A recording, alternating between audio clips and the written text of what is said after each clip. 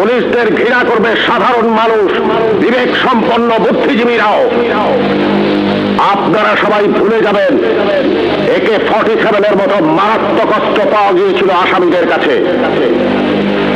যদি জনগণের কাছে ধরা পড়ে ওই আসামিরা গণপিটুনিতে মারা যেত, আপনারাই বলতেন ভালো হয়েছে, পুলিশের কাছে গেলে ছাড়া পেয়ে যেত। একটা কথা মনে রাখবেন, পুলিশ কখনো আসামি ছাড়ে না। আসামি ছাড়ার অধিকার শুধুমাত্র বিচার বিভাগের। বলুন তো, AK-47 মতো রাইফেল কেন এদেশে আসবে, যা শুধু যুদ্ধক্ষেত্রে ব্যবহৃত হবে?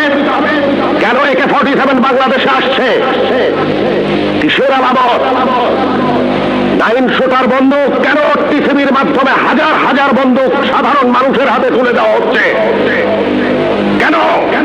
কে জবাব দেবে? এই 9 শুটার বন্দুক দিয়ে কি হচ্ছে? চাঁদাবাজি।